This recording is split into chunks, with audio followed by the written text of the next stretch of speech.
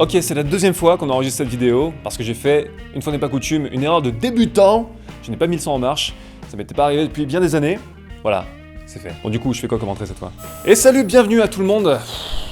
Et bienvenue dans cette deuxième vidéo bilan de 2017, où on va parler des mais et des flops. Les mais, pour rappel, ce sont les films.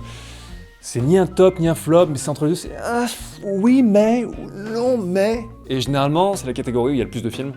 Et je sais pas si ça dit quelque chose de notre cinéma actuel, mais voilà, il y a beaucoup de films. La plupart des films que je vois, ça m'emmerde. Petit rappel pour celles et ceux qui n'auraient pas vu le premier volet de ce bilan consacré au top, c'est bien sûr un classement purement subjectif, ça reflète mon année cinéma, je n'ai bien sûr pas tout vu, je suis loin d'avoir tout vu, j'ai encore des trucs à rattraper. Bien sûr, je vais lui donner une teinte un petit peu cinéma de genre, parce que c'est un petit peu la ligne de la chaîne.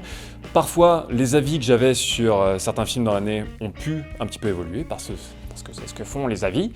Et voilà, je crois que c'est tout, on peut passer au mais. Dans les mais déjà chroniqués sur cette chaîne pendant cette année, il y a eu Lego Batman, Gardiens de la Galaxie 2, Silence de Scorsese, La Communauté, Nocturnal Animals, Passengers, Kong Skull Island, Fast and Furious 8, John Wick 2, quelques minutes après minuit, Lost City of Z, Planète des Singes 3, Ça, Mother, It Comes at Night, Beyond the Gates, The Gender Identity, A Cure for Life.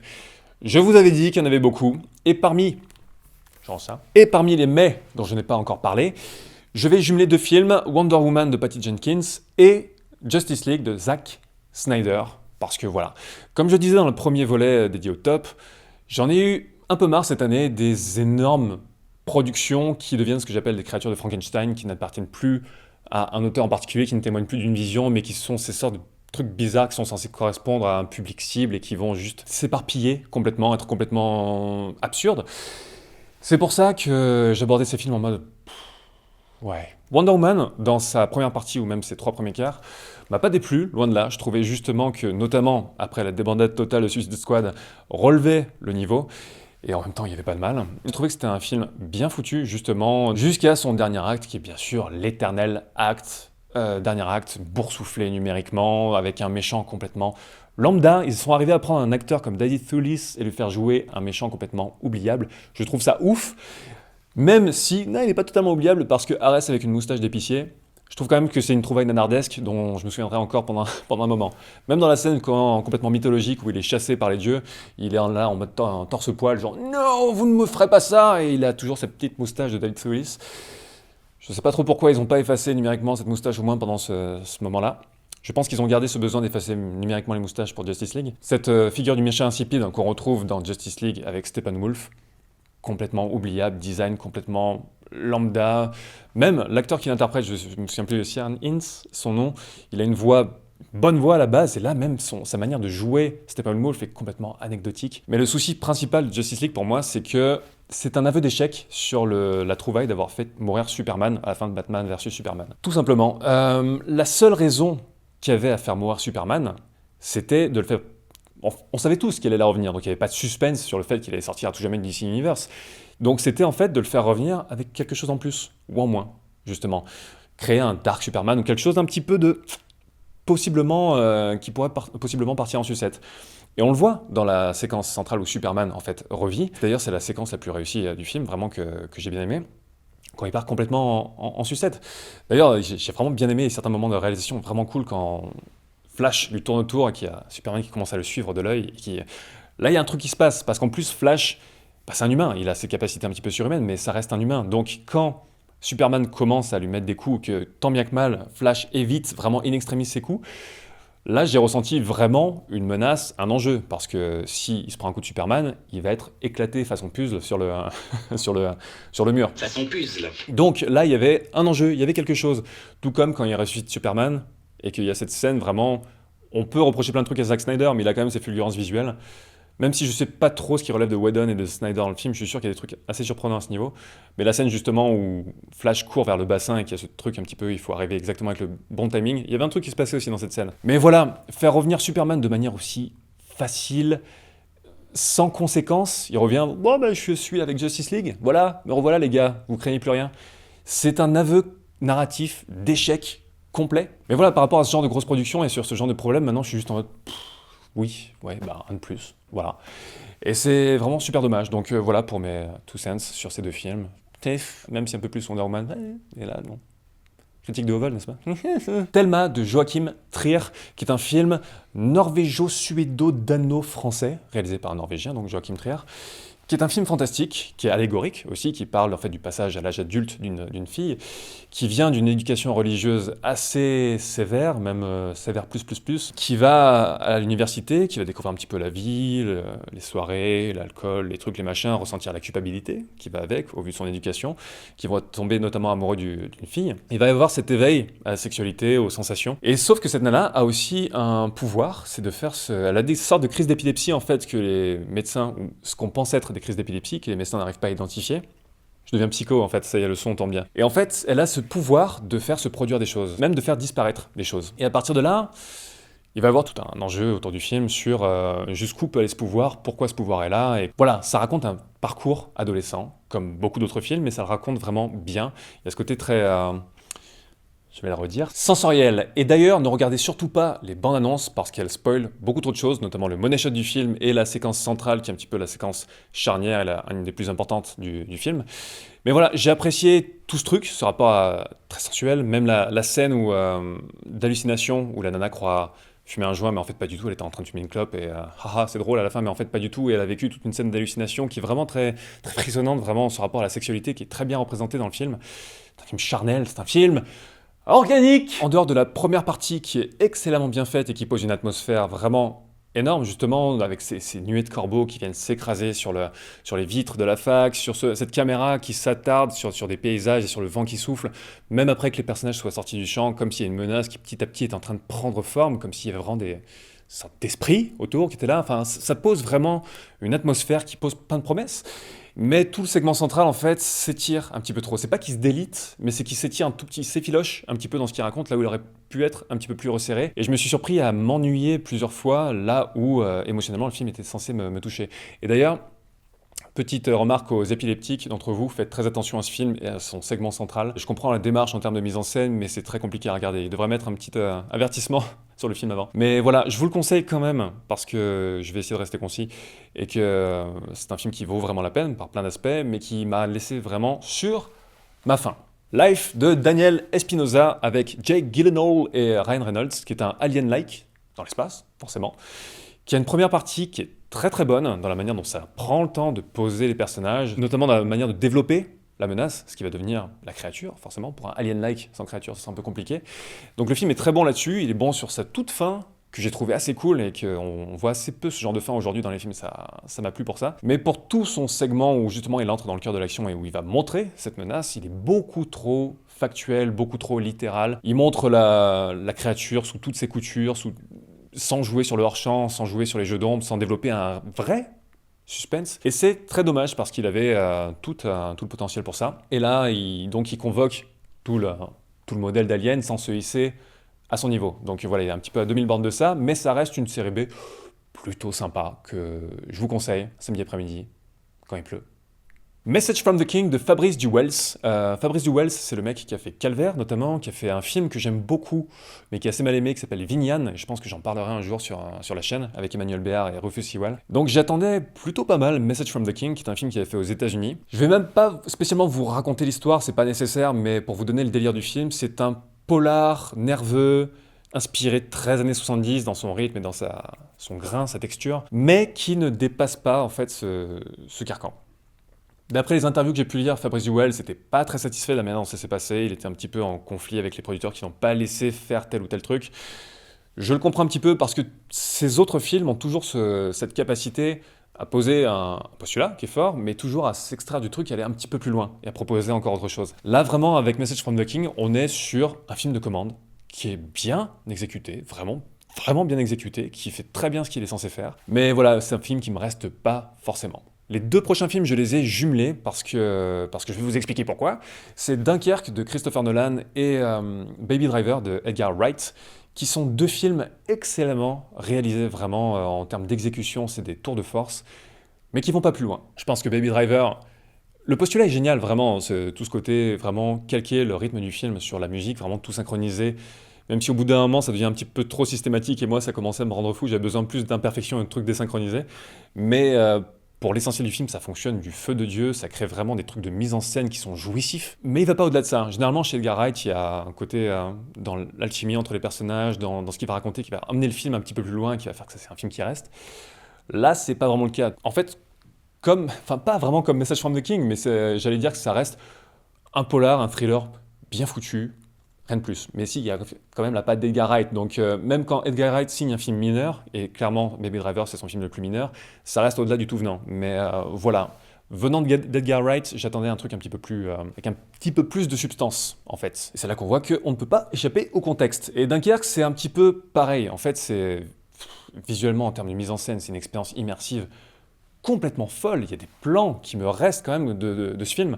Genre un des premiers plans sur la plage quand ils se font attaquer, bombarder, et qu'il y a toute cette rangée de soldats qui sont couchés, qu'on voit les bombes qui s'approchent. Il y a un des personnages principaux qui est au premier plan. On sent que les bombes vont venir sur les mecs qui sont juste derrière lui. Bah, bah, bah, bah, ça s'approche, il y a un truc qui monte.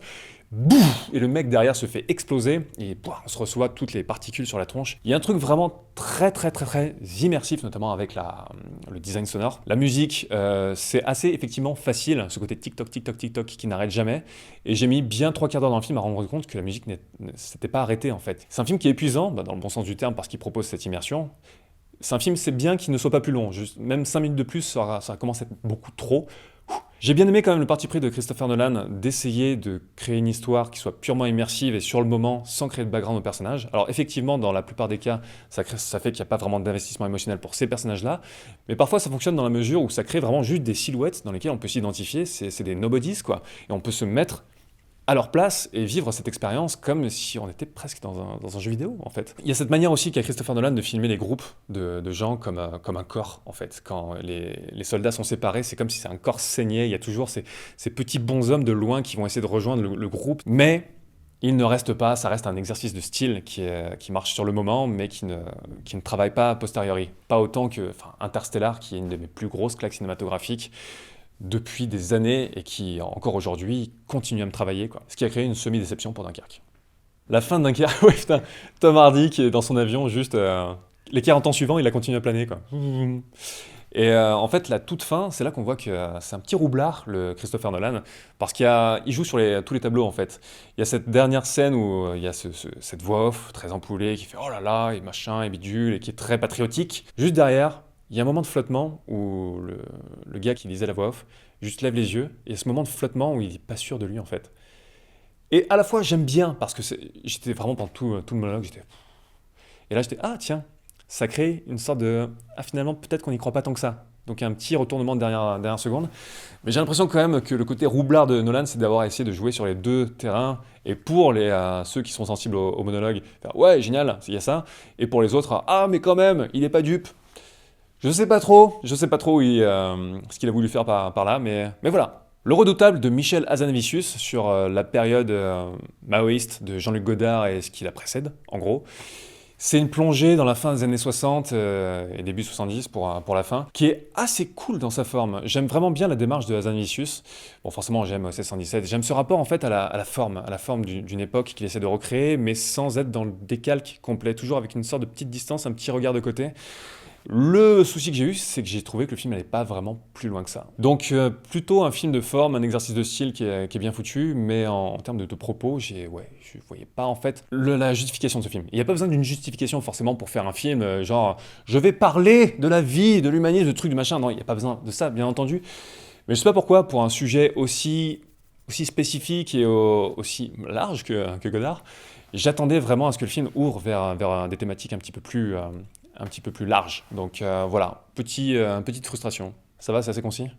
C'est compliqué de rester concis, hein, Lucky de John Carroll Lynch, qui est le dernier rôle de Harry Dean Stanton, ce bon vieux Harry Dean Stanton qui est un acteur que j'adore. John Carroll Lynch, qui n'a aucun lien de parenté avec David Lynch, pourtant David Lynch joue dans le film, mais John Carroll Lynch c'est un acteur qu'on avait vu dans Zodiac.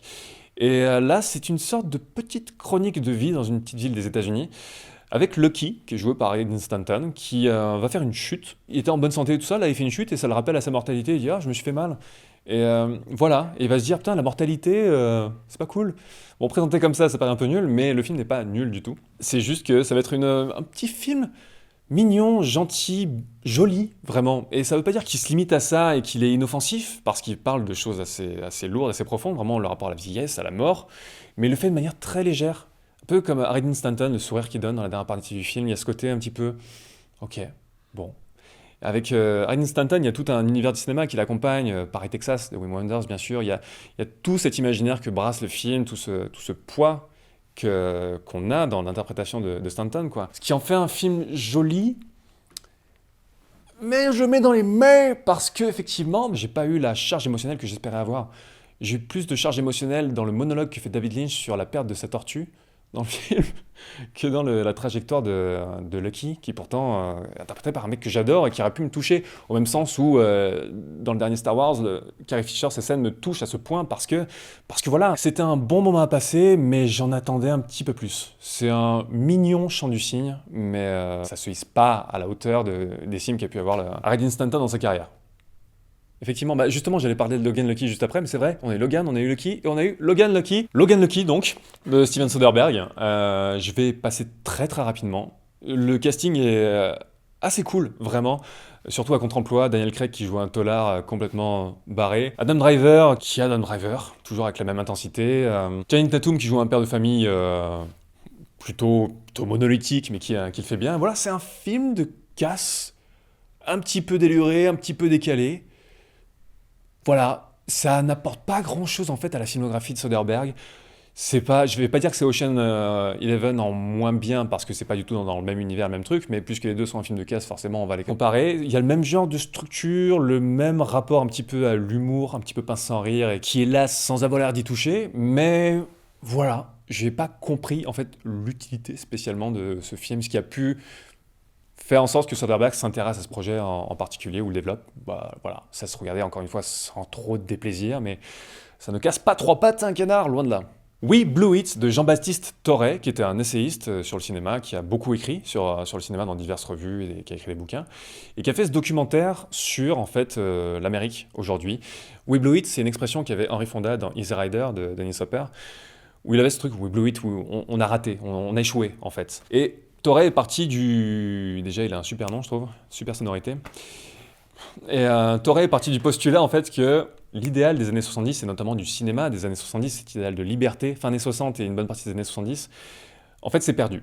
Et il questionne l'Amérique d'aujourd'hui, l'Amérique de Trump donc, en allant interroger à la fois des réalisateurs qui comptent pour lui, qui vont avoir ce recul par rapport à la question, et des gens qu'il rencontre aux États-Unis, avec des gens assez hauts en couleur, des personnalités assez particulières, de tous horizons. Et c'est un film qui a une vraie gueule, il a vraiment un bon directeur de la photo, il a voulu lui donner un cachet, c'est un truc en cinémascope, il y a vraiment un cachet et un rapport au plan et au souffle, qui est très très cinématographique et qui est à fond dans l'héritage en fait des années 70 dont il parle. Donc c'est un vrai film de cinéaste en fait. Je trouve que le documentaire se perd un petit peu dans son sujet en fait, où il sonde l'Amérique avec ce postulat à la base qui était ce dont je viens de parler, mais qui en fait, il interviewe toutes sortes de gens sur toutes sortes de facettes des États-Unis, ce qui donne un truc pas inintéressant, mais qui finit par être complètement éparpillé. C'est pour ça que je suis resté assez frustré par le film et surtout par le potentiel qu'il avait, surtout parce que ça me parle personnellement sur cet héritage de cinéma qui est aussi important pour moi. Et j'imaginais que ça serait soit plus centré cinéma, soit que ça parlerait vraiment de certaines facettes plus précises des États-Unis. Là, c'est vraiment un petit peu trop large pour son propre bien. Les deux suivants, je vais être très rapide, je les ai mis dans la catégorie, je m'attendais à des sombres merdes, mais finalement c'était plutôt sympa. Atomic Blonde et Spider-Man Homecoming. Je m'attendais à des merdes, finalement c'était plutôt sympa. Voilà, vous voulez du concis. Et enfin, dans les mais, je vous conseille XX, qui est un film à sketch horrifique. C'est-à-dire, il y a 4 segments qui ont été réalisés par des personnes différentes. Notamment Annie Clark, la chanteuse de Saint-Vincent, qui est un groupe que je vous conseille aussi, qui est un super putain de groupe. Et voilà. Je vais pas vous en dire plus. Si vous êtes branché série B horrifique qui sort un petit peu de nulle part, qui sont pas incroyables, mais qui sont un bon petit truc à regarder comme ça au débeauté, foncez.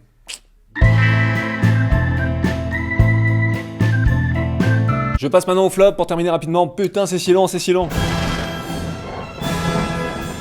Je passe au flop donc, et parmi les flops que j'ai déjà chroniqués cette année, il y a eu Ghost in the Shell, Resident Evil Final Chapter, Rings, Alien Covenant, Valerian, The Void, I'm the Pretty Thing That Lives in the House. Avant d'attaquer les flops dont je vais vous parler maintenant et de finir, Si je devais retenir un flop cette année, ça serait Resident Evil Final Chapter.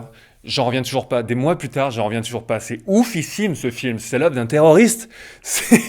Je comprends pas. C'est du sabotage en fait. C'est pas possible, même quand on est nul à chier, d'aboutir à ce truc. Comme dirait l'ami Benzaï, ça dépasse l'entendement. Et là, c'est vraiment approprié. Et ouais, ça me fascine ce film. Je pense qu'il me restera pour ça. Donc il aura au moins ce mérite de rester ce truc qui devrait être étudié dans les écoles de cinéma. Vraiment, je pense que ça doit être le cas. Non, mais quitte à regarder des trucs nuls, autant regarder des trucs nuls qui t'apprennent des trucs par leur nullité. Le fait est que j'ai pas beaucoup de flops chroniqués parce qu'il y a pas mal de films dont je sais que je vais pas spécialement aimer, ça me parle pas et je sais que ça va être à chier. Je m'astreins pas à les voir. La vie est trop courte effectivement pour voir que des merdes. Mais quitte à voir des mauvais films, je préfère voir un mauvais film comme Resident Evil Final Chapter qui au moins te donne du grain à moudre et te dit putain c'est fou, ça te crée une réaction. Donc je passe au flop dont j'ai pas encore parlé, Le Roi Arthur de Guy Ritchie. La scène d'intro était sympa, dans le côté complètement barré, assumé, n'importe quoi. Et la scène d'introduction du roi Arthur aussi, où on voit sa vie, qui est très Guy Ritchie, hein, sa marque de fabrique, avec ses effets de caméra. Donc c'est du Guy Ritchie pur jus, et après, ça devient juste le truc le plus insipide qui soit, en fait, jusqu'à ce dernier segment, effectivement, avec ce méchant d'opérette. Mais à quel moment ils se sont dit que ça serait un bon design ou une bonne idée de créer ce type de méchant, je sais pas, je comprends pas comment banaliser son film à outrance. Et en fait, il y a pas mal des flops dont je parlais là. J'ai même pas grand chose à dire à part qu'ils sont insipides. Par exemple, il y a La Tour Sombre. La Tour Sombre de Nikolai Arcel. J'ai dû regarder à nouveau le nom. J'ai pas lu le cycle de Stephen King. Je sais que c'est un cycle très long qui a développé vraiment au fil du temps, qui est très riche, très dense. Et je comprends pas, en fait, comment prendre un truc aussi long, aussi dense. Et de toute façon, je sais que pour une adaptation, il faut resserrer le propos, il faut faire des choix et tout ça. Enfin, on a eu un milliard de cas de figure pour observer ça. Mais comment on peut prendre ça, ce matos de base, et aboutir à un truc aussi lambda? Enfin, je veux dire, c'est pas le pire film de tous les temps. Mais il a aucune excuse pour être à ce point générique et juste, il n'a pas d'existence. C'est un papier calque, ce film. Je veux dire, il y a Idris Elba et Matthew McConaughey, ils sont bons, ils sont charismatiques, donc c'est toujours divertissant de les regarder, mais tu peux pas juste regarder un film uniquement parce que t'aimes bien tel comédien. Si le film n'a rien, il a rien, quoi. Transformers 5, je le mets un petit peu hors concours, parce que autant le 4, j'avais pu me le fader, autant le 5 m'a créé une réaction que j'avais pas encore eue, c'est que j'ai regardé les 10 premières minutes, et c'est pas que ça m'a désintéressé, j'ai eu l'impression que le film me voulait du mal. J'ai eu l'impression qu'il me voulait du mal et que j'allais en ressortir amoindri en fait. Et que juste ça allait me liquéfier le cerveau, j'en sais rien. Je me sentais mal en fait devant. Juste, je me suis arrêté au moment où Merlin est bourré devant la grotte d'un Transformer. J'ai pas pu continuer en fait. Donc celui-là je le mets dans les flops parce que voilà, mais juste sachez qu'il est un petit peu hors concours parce que juste je peux plus. Je peux pas, c'est fou. Kingsman 2 de Matthew Vaughn. J'avais beaucoup aimé le premier, qui trouvait un très bon équilibre entre le côté aristo raffiné et le côté un petit peu plus popu du héros à la base, et deux mondes qui s'affrontent et qui vont apprendre à se connaître, et ça donnait vraiment un truc vraiment bien, qui tenait bien son équilibre. Le 2 est tellement mauvais, il tombe vraiment juste dans la beaufrie la plus totale, quoi. Et juste, il n'y a plus cet équilibre. Déjà, en termes d'effets, même dès la première scène d'action, c'est fou, c'est des effets spéciaux qui ont mal vieilli avant même de sortir, quoi. Il reste une inventivité de Matthew Vaughn à la réalisation sur certains trucs, notamment certaines scènes d'action, mais elles sont tellement desservies par ces effets et cette absence de dosage, quoi. Il n'y a aucune sensation de créer un truc, de faire attention, en mettre beaucoup là, en mettre un petit peu là, non, c'est indigeste au dernier degré, et surtout, dans l'humour, c'est passé dans un truc, ouais, encore une fois, tellement bas de gamme que, voilà, j'ai pas du tout kiffé ce film. Song to Song de Terrence Malick, j'en avais vite fait parler dans les vidéos des tops parce que j'ai mis un autre Terrence Malick dans les tops et celui-là je le mets dans les flops. J'aime Terrence Malick, j'aime sa démarche, je fais pas du tout partie de ses détracteurs à la base, même jusqu'à Night of Cups, j'ai défendu Night of Cups, mais il y a un moment à partir duquel tu peux plus juste constamment faire la même chose, quoi. C'est plus possible. Je sais qu'il y a toujours un côté chez un auteur qui a un univers très particulier à toujours battre le même fer et à le pousser à en proposer des déclinaisons. C'est un peu comme quand Bob Dylan avait dit que dans sa vie, il avait écrit juste 3 chansons en fait, et que le reste n'était que des déclinaisons de ces 3 chansons. Je comprends totalement ça. Et il y a un moment où il faut faire semblant un tout petit peu de faire évoluer le truc, quoi. Terrence Malick, je veux dire, c'est beau. C'est beau plastiquement, il y a toujours un directeur photo de ouf, c'est Lubeski je crois encore, le directeur photo. Il y a des plans incroyables, il y a un moment, toujours cette manière de choper les instants qui fait la marque de Terrence Malick, mais au bout d'un moment, c'est le même film que d'habitude. Je veux dire, j'ai pas besoin de. Si je veux revoir Night of Cups, je revois Night of Cups. Si je veux revoir Tree of Life, je revois Tree of Life. Je vais pas voir Sang to Sang, qui est juste un décalque, une auto-caricature, en fait.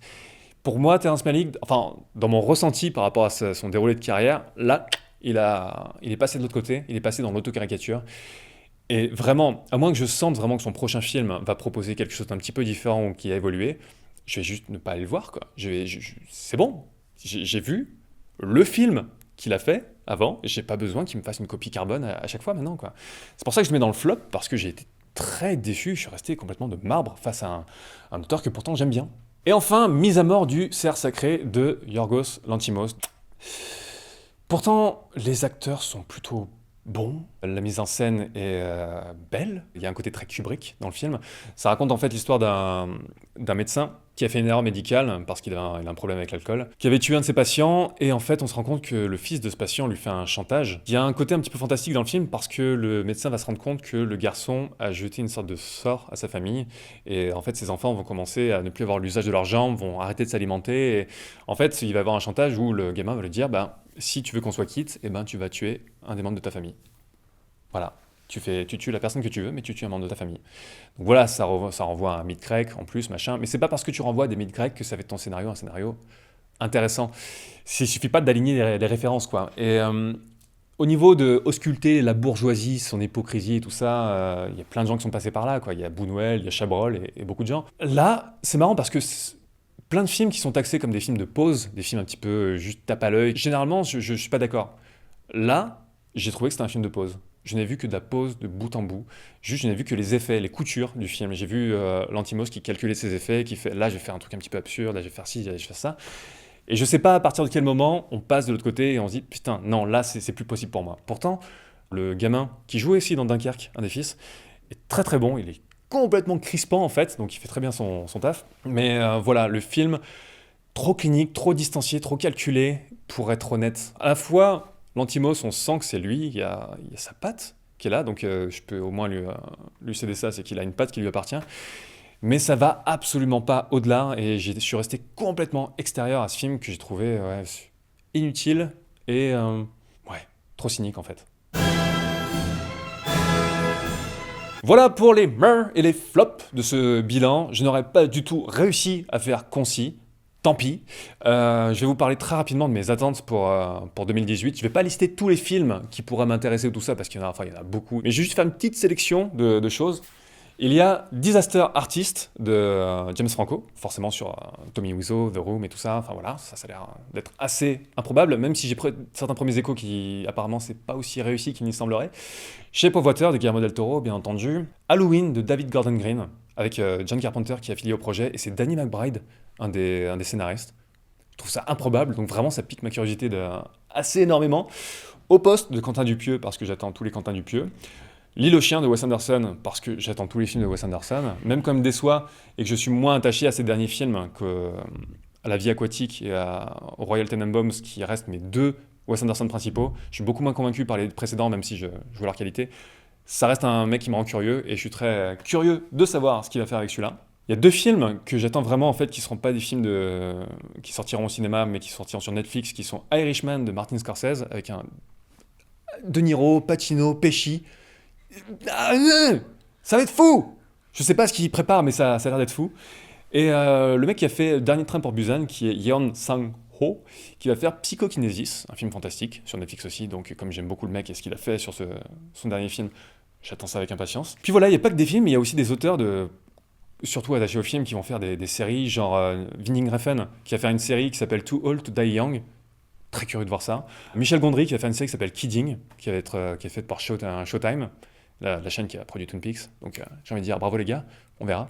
Il y a aussi les frères Cohen qui vont faire une mini-série sur la conquête de l'Ouest. Donc il y a beaucoup de choses qui vont se passer, et pas forcément dans les salles obscures. Ça va être en 2018 et dans les années suivantes un truc très intéressant à observer. La question de savoir ce qu'est un film de cinéma. Et peut-être qu'on va avoir quelques éléments à se mettre sous la dent à ce niveau-là en 2018. Voilà pour ce bilan cinéma 2017, pas concis du tout.